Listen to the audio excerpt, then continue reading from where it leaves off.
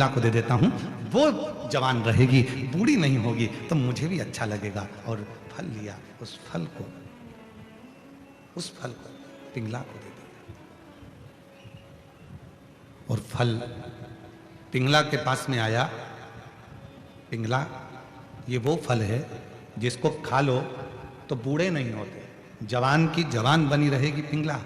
पिंगला ने फल लिया और विचार करा कि मैं जवान हो जाऊं और मैं जिससे प्यार करती हूं वो बूढ़ा हो जाए। पिंगला प्रेम करती थी राजा के दरवाजे के एक द्वारपाल से। अब राजा ने फल किसको दिया था? जम के तो बोलो। पिंगला ने फल किसको दिया? दरवाजे पे खड़े हुए द्वारपाल। राजा के दरवाजे पर जो द्वारपाल खड़ा रहता है, मैं उसको बहुत प्रेम करती हूँ, बहुत प्यार करती हूँ, वो भी मुझे प्रेम करता है। ये फल मैं उसको दे देती हूँ। पिंगला ने वो फल राजा के दरवाजे के द्वारपाल को दे दिया। द्वारपाल ने फल लिया और विचार करा कि मैं फल खा लूंगा और जवान हो जाऊंगा, पर मैं तो प्यार करता हूं वो रहने वाली वेश्या को, जो राजा के महल में नाचती है, नर्तकी है, और इतनी सुंदर नर्तकी है, इतनी सुंदर वो वेश्या है। अगर वो जवान रहेगी, मैं उससे प्रेम करता हूं, तो फल वो खाए, वो जवान रहेगी तो मैं भी खुश रहूंगा। राजा के फल को पिंगला को मिला। पिंगला ने फल जिससे प्रेम करती थी द्वारपाल, उसको दिया।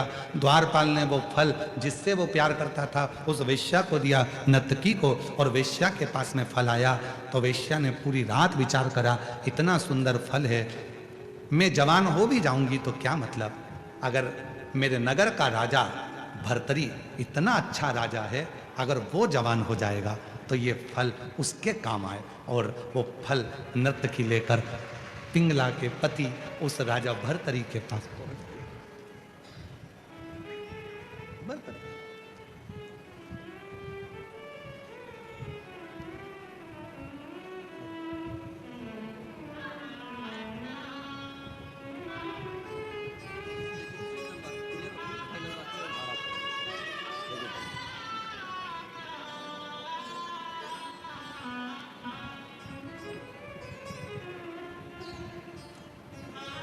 राजा ने फल किसको दिया था?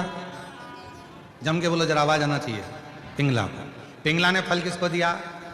दरवाजे के द्वारपाल को, क्योंकि वो उसको प्रेम करते। द्वारपाल किसको प्रेम करता था? नर्तकी वेश्या को। फल किसको गया? नर्तकी वेश्या के।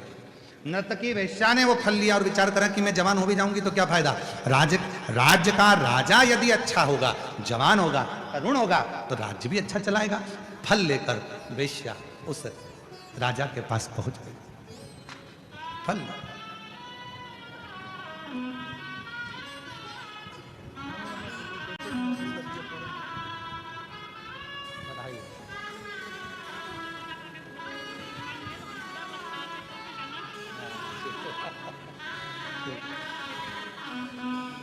बधाई बधाई।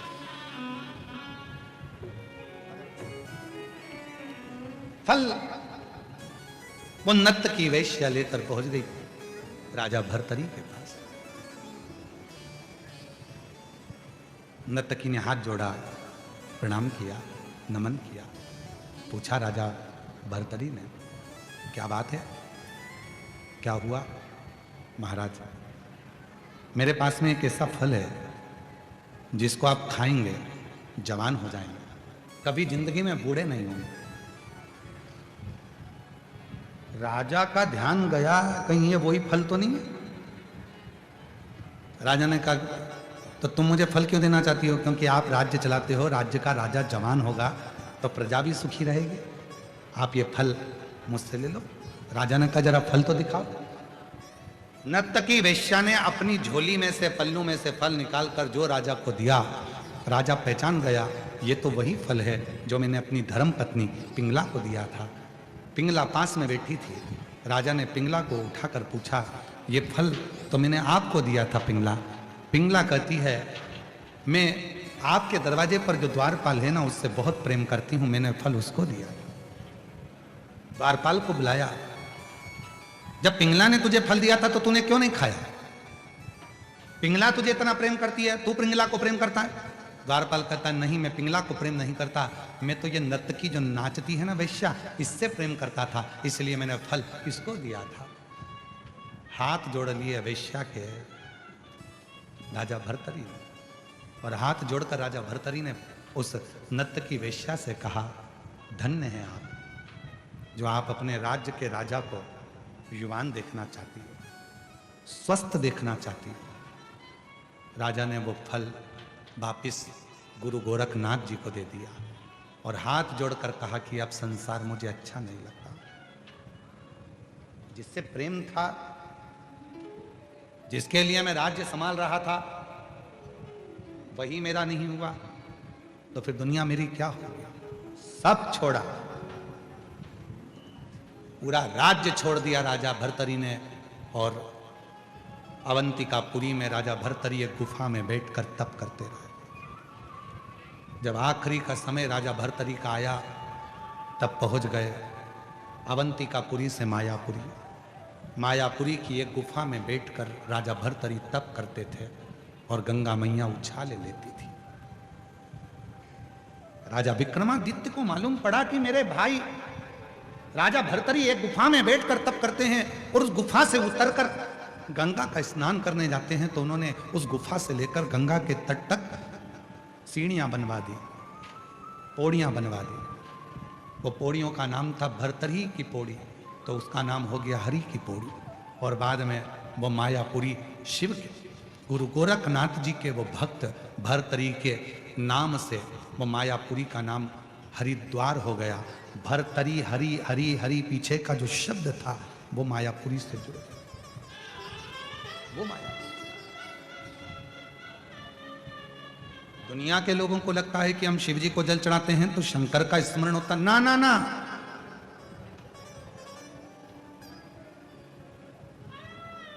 शिव परीक्षा लेते हैं। परीक्षा की पहली सीढ़ी है भगवान शंकर की भोजन।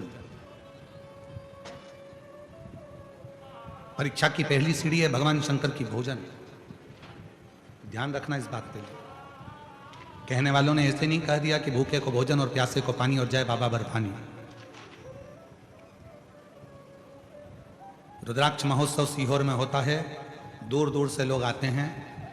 लोग कोई चाय पिलाता है, कोई भंडारा चलाता है, कोई पोहा बांटता है, कोई आइसक्रीम बांटता है, कोई पानी बांटता है।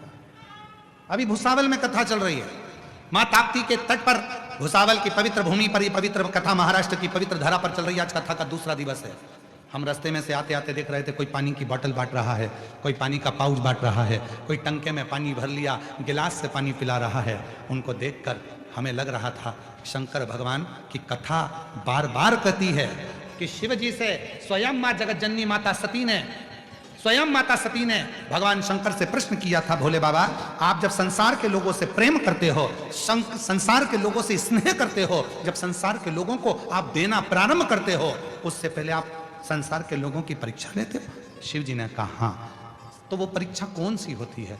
तब भगवान शंकर ने कहा वो पहली परीक्षा है, मैं भूखे का रूप धरकर, एक भिक्षुक का रूप धरकर, प्यासा बनकर, भूखा बनकर, एक सन्यासी बनकर, एक भिक्षुक बनकर, किसी शंकर का जो भक्त होता है, शिव का जो उपासक होता है, उससे पेट भरने के लिए अन्न मांगता हूँ, भोजन मांगता हूँ, पीने को पानी मांगता हूँ। मैं देखता हूँ वो मेरा हुआ कि नहीं।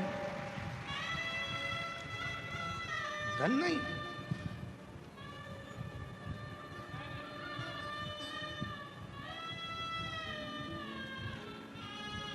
श्रेष्ठ सन्यासी, सच्चा संत, सच्चा सन्यासी, सच्चा साधक, सच्चा शंकर का उपासक आपके दरवाजे पर अगर भिक्षा मांगने के लिए आएगा तो धन नहीं मांगेगा कटोरे में, धन लेगा ही नहीं। वो मांगेगा तो कहेगा कुछ भोजन हो तो दीजिए, भूख लगी है, थोड़ा सा पानी पिला दीजिए, प्यास लगी, प्यास कुछ हो तो दीजिए, बहुत भूख लगी, बहुत।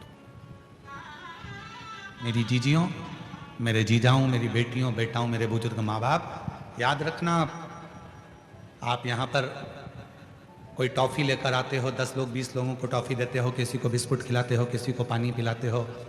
घर से पानी की बोतल लेकर आते हो, एक पड़ोसी को दे देते हो, थोड़ा थोड़ा पी लो साहब, पानी लाया। घर से मिर्ची का ठेसा रोटी बना कर ले आते हो, 2 रोटी पास वाले को पकड़ा देते हो, खाओ साहब, मुंह झूठा करो। ये दुनिया के लोगों को सरल लगेगा कि सीवर वाले महाराज की कथा में क्या होता है। लोग भोजन बांटते हैं, लोग पानी बांटते हैं, लोग टॉफी बांटते हैं, लोग बिस्कुट बांटते हैं। पर यदि शिव महापुराण की विद्येश्वर संहिता को, गीता प्रेस गोरखपुर की शिव पुराण लेकर आओ, उसकी विद्येश्वर संहिता पढ़ो, उसकी उमा संहिता पढ़ो, उसकी कुमार खंड पढ़ो, उसमें एक एक शब्द में आपको मिलेगा कि शंकर भगवान, जब शिव महापुराण की कथा चलती है, 7 दिन तक मेरा शंकर ना जाने किस रूप में तुम्हारा अन्न जल ग्रहण करता है और तुम्हारे भंडार भरना प्रारंभ कर देता है। ना जाने किस रूप में आता है।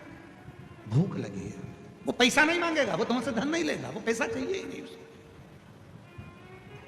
पानी पिला दीजिए, भूख लगी है, कुछ है क्या तुम्हारे पास, कुछ खिला दीजिए।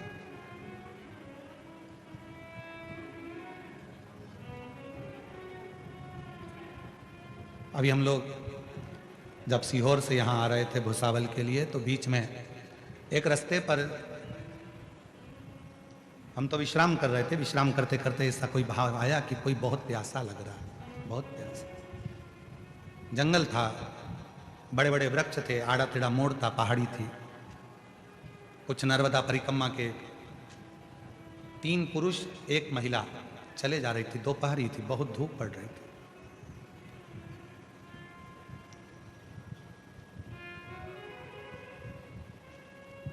हमने सुनील से कहा कि गाड़ी को थोड़ा सा कहीं साइड लगाओ, ऐसा लग रहा है कि कोई यहाँ पर प्यासा है, किसी को भूख लग रही है या प्यास लग रही है।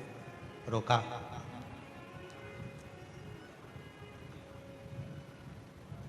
कोई महिला भी थी, 3 पुरुष भी थे। और उतरते से हमने पानी का बोतल उनको दिया, तो वो माता की आंख से आंसू झलक कर कहा, हमारे टंगल में 2 घंटे से पानी नहीं है और हम चल चल कर प्यासे हो गए। तब हमने भगवान भोलेनाथ से, माई नर्मदा से प्रार्थना करी कि कोई पानी मिल जाए, और ये पानी की बोतल मिली। हमने कहा, माँ, भगवान धन की भाषा नहीं समझता, पर भगवान दिल की भाषा समझता है। जब कोई भक्त पुकारता है तो शिव किसी भक्त को भेज देता।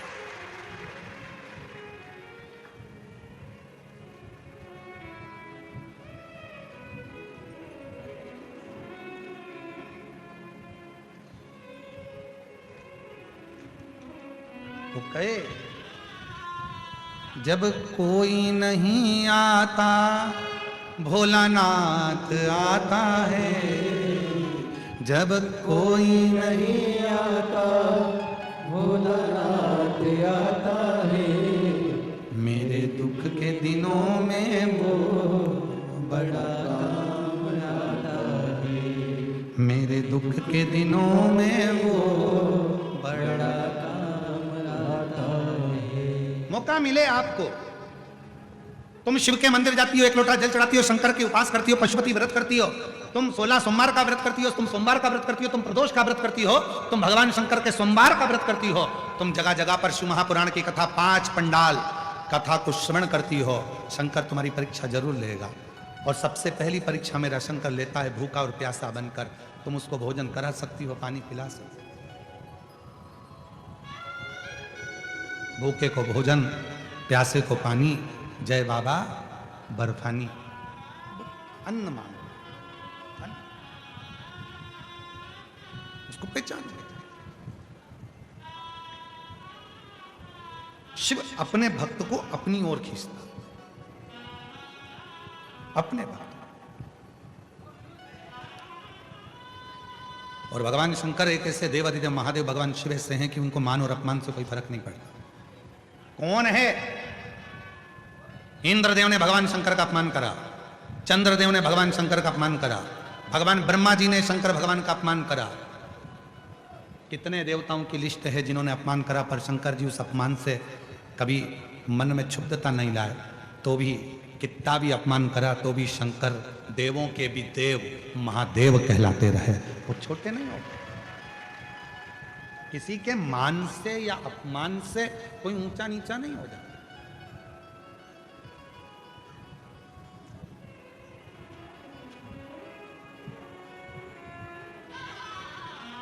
किसी के मान और सम्मान से कोई ऊंचा नीचा या अपमान से मान सम्मान, अपमान से आपको सम्मान दिया तो आप श्रेष्ठ हो गए, आपको अपमान मिला तो आप अश्रेष्ठ हो गए, ये कोई बात नहीं है। किसी ने आपको गाली दी और आपको अंदर से भीतर से लग गई, वो गाली चुभ गई, ये श्रेष्ठता नहीं है।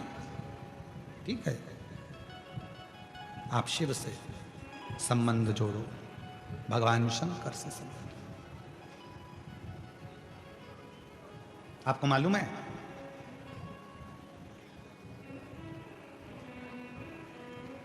शिव जी को धतूरा क्यों चढ़ाया जाता है?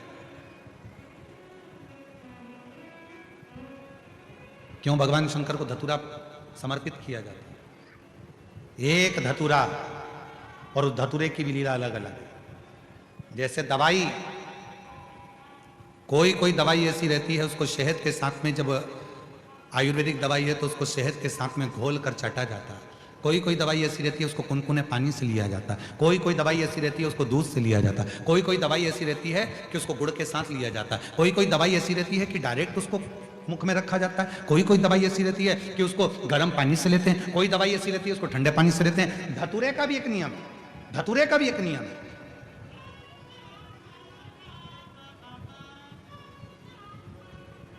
जब किसी के जीवन में गठिया जैसी बीमारी हो जाती है और लगता है कि गठिया भाई हो गए, उसका भी एक पत्र आया है, देखो कहीं ये पत्र देखिए। महाराज, मेरा नाम सुरेखा प्रमोद सूर्यवंशी है, मैं भूसावल से हूँ। कहीं बैठी हो तो हाथ हिला सकती हैं। सुरेखा प्रमोद सूर्यवंशी। गुरुजी, 15 सालों से मुझे गठिया जैसी बीमारी थी। मेरे हाथ पैर ठंड के समय में टेढ़े हो जाते थे। 15 साल से ऐसा कोई डॉक्टर नहीं जिसका मैंने इलाज नहीं करवाया। सारे इलाज करा करा के थक गई, पर मेरा पांव और हाथ दोनों टेढ़ा हो जाता था। कहीं बैठी हैं क्या? आप ही हैं? आ जाओ, आ जाइए, आ जाओ। 15 साल से बीमारी थी, सारे डॉक्टरों का इलाज करा करा के थक गई। ठंड के दिनों में मेरे हाथ पीछे मुड़ जाते थे, पांव से मैं चल नहीं सकती थी, घर में पड़ी रहती थी। गुरुदेव, किसी के कहने पर तब मैंने शिव पर भरोसा कर कर, शंकर भगवान पर आपके कहने पर धतूरा चढ़ाना प्रारंभ करा। और आपने कहा था धतूरे को फोड़कर उसमें थोड़ा सा बेलपत्र लगाकर शिव को जब समर्पित करोगी और तब बाबा देवाधिदेव महादेव की कृपा होकर तुम्हारा गठिया समाप्त हो जाएगा। और आज बाबा की कृपा से मैं गठिया के रोग से मुक्त हो गई और मेरा पूरा शरीर आज ठीक। औषधि वही है, कोई औषधि शहद से खाई जाती है, कोई पानी से खाई जाती है, कोई किसी से। अर्थात शिव महापुराण की कथा कहती है कि धतूरे को चढ़ाने का भी एक तरीका होता है।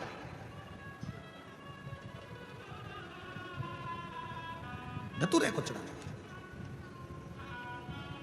कोई बच्चा है, हाथ पैर से विकलांग है, शरीर से विकलांग है, नहीं सही हो रहा, प्रदोष की प्रदोष, एक धतूरा शिव जी को, एक दुर्वा, एक कनेर का पुष्प, तीनों शिव जी के मंदिर में चढ़ाना प्रारंभ कर दो। दुर्वा लाओ, पीसो। विकलांग है, चल फिर नहीं रहा है, डॉक्टर का भी इलाज चल रहा है, उसको वो दुर्वा पीस कर सुबह दोपहर शाम 3 बार उसको देना प्रारंभ करो। धीरे धीरे बच्चे की बुद्धि का विकास होगा और बच्चा एक दिन इतना एक्टिव हो जाएगा कि खुद उठने का प्रयास करेगा और हाथ पैर भी उसका काम करेगा, खुद करेगा। डॉक्टर का इलाज करवाते रहो। धतूरा भी किस चीज के लिए चढ़ा रहे हो, कैसे समर्पित कर रहे हो, वो भाव। महाराज, कौन है जिसने शिव को अपशब्द नहीं कर, पर शिव फिर भी समता का भाव लेता, समता का। भगवान शंकर समता का भाव। और इसीलिए मेरे देवाधिदेव महादेव चंद्रदेव के लिए स्वयं चंद्रशेखर, चंद्रमौली, चंद्रेश्वर बनकर चंद्रमौली। ऐसे पवित्र कथा जो चंद्रशेखर शिव महापुराण की कथा चल रही है, बहुत विस्तार है उसमें। कल कथा में आगे बढ़ेंगे। ब्रह्मा जी की लीला का, चंद्रदेव और ब्रह्मा ने जो शिव के साथ में किया उस कृत्य का, उस कर्म का वर्णन करें।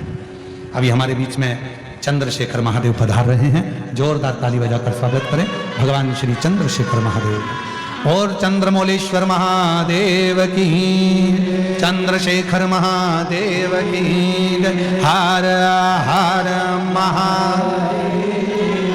आज कथा का 2 दिवस यहाँ विराम ले रहा है। तो मित्रों, कैसी लगी आपको ये वीडियो? अगर अच्छी लगी तो वीडियो को शेयर कीजिएगा ज़्यादा से ज़्यादा और लाइक कीजिएगा, चैनल को सब्सक्राइब कीजिएगा, क्योंकि आपको ऐसी वीडियो इस चैनल पर मिलती रहेगी। तो मिलते हैं नेक्स्ट वीडियो में, तब तक के लिए राधे राधे, जय श्री कृष्णा।